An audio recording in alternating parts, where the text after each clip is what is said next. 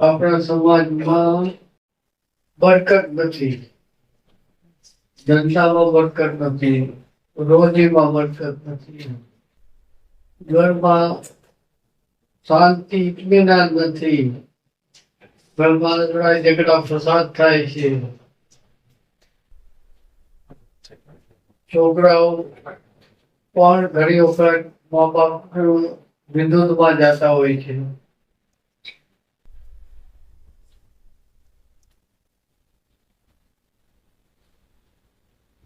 મહેનત કરીએ છીએ પણ કેટલું બધું મહેનત કરીએ પણ કઈ બરોબર રોજી મળતી. આવા સવાલો એ આપણા સમાજમાં જોવા મળે છે. એનું કારણ શું છે?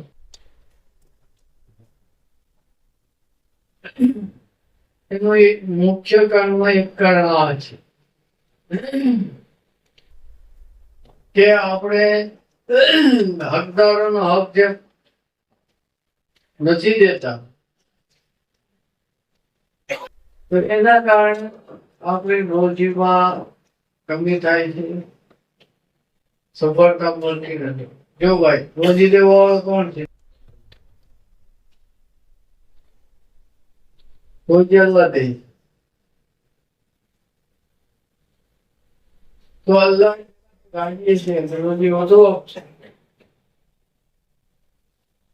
અને જે નારાજ હશે તેના એની રોજીમાં બરકત નહીં હોય, કામયાબી નહીં હોય.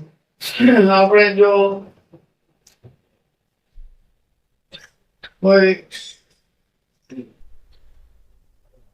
કોઈ લૂંટ કરીએ, કોઈ માણસ લૂંટ કરે, કોઈનો માલ લૂંટી લે અને એ પછી પોતે ખાય, તો એ એના માટે યોગ્ય છે? કોઈ કોઈનો જુલમ કરીને આંકી દે કોઈ, અને એ પૈસાથી પોતે ખાય, તો એ યોગ્ય છે? જો બીજા કોઈ લૂંટ કરે, જુલમ કરે, એ આપણે સ્વીકારતા નથી. આપણે આ ચાલે જતા હોય સફળમાં આપણી સાથે ગેરનો રાખવી અને કોઈ પાકીટ લઈને ભાગે, આપણે જવા દેશું? દોડશું, પકડશું, લડશું ને પાછું લેશું. કેમ? આપણે બેનનો માલ છે, કોઈ લઈ જઈ શકે નહીં, તો બીજા ન લઈ જઈ શકે. એની માટે આપણે લડીએ, ગમે એમ કર્યું, પણ એ જ બેનનો માલ આપણે ખાઈ લઈએ.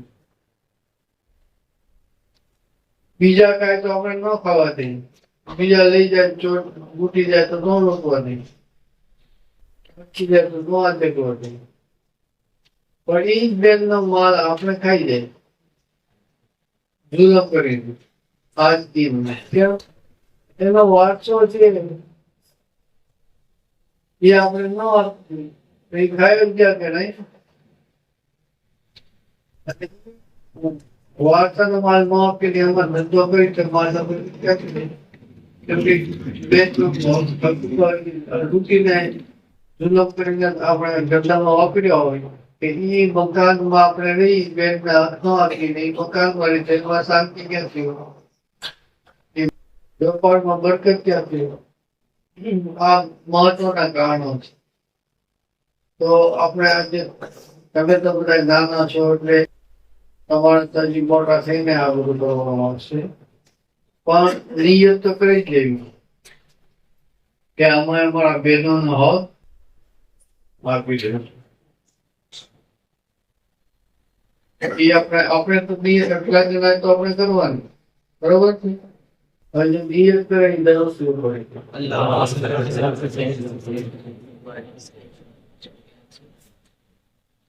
બહુ મહત્વ